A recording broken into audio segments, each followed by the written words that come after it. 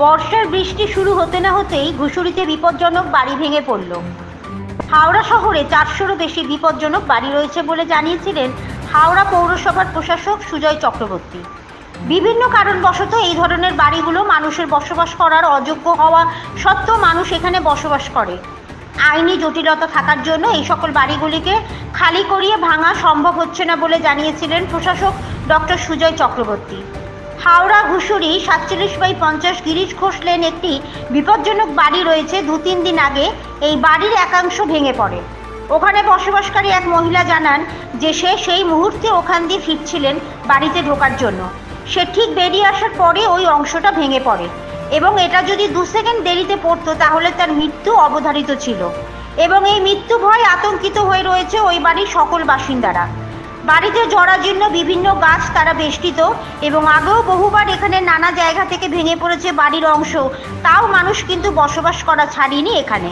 এখনও ওই বাড়িতে বেশ কয়েকটি পরিবার বসবাস করছে।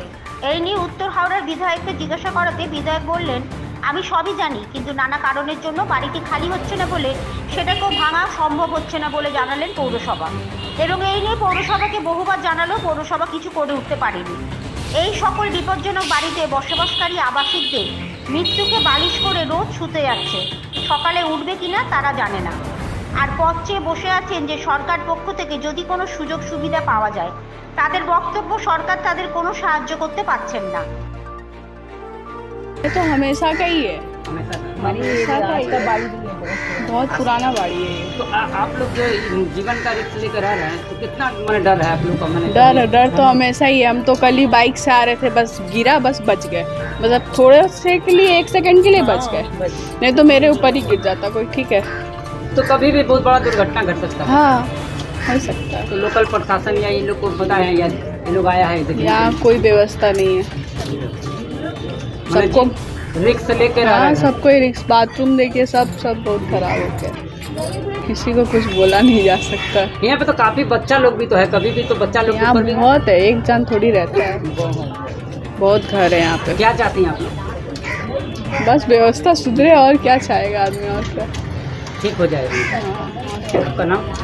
मेरा टीशा राय। কেউ দেখভাল আছে না, তো কী করা যায়? কেউ দেখছে হচ্ছে না, না রিপেয়ারিং কিছু হচ্ছে না। এইভাবে কতদিন থাকছে? এই অবস্থা অনেক দিন সে আছে। এটা এখানে টোটাল কতগুলো ফ্যামিলি থাকে এবং দোকান কটা আছে? এই দোকান মধ্যে ধরলো 40-50টা দোকান হয়ে যাবে। আর উপরে ঘর দোয়ার আছে, ভিতরে বাজার আছে, ঘর দোয়ার আছে। দুয়ারে কতজন থাকে? মোটামুটি উপরেও আছে, আমি সব ছিল আগে অনেক ছিল, আমি তো 4-5টা কমে গেল। আর কী করবো, গরিব মানুষ আছে, সব থাকে এরকম, কী করবো? সব তো কতজন কত বাইরে চলে গেছে, কত আসছে, কত রুম হচ্ছে, আপনার বাইরে যাবে।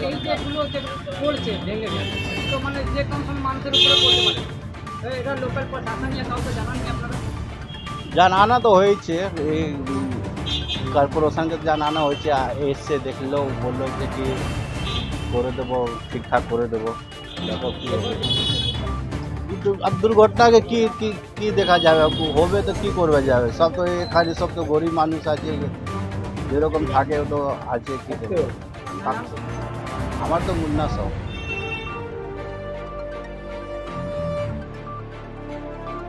চিন্তাভাবনা করছেন?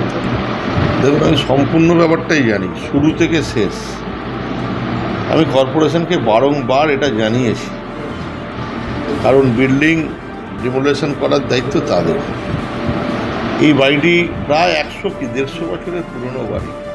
এই বাড়ির মালিক কে, কার নামে দলিল, কে মালিক, কোনো ঠিকানা নেই।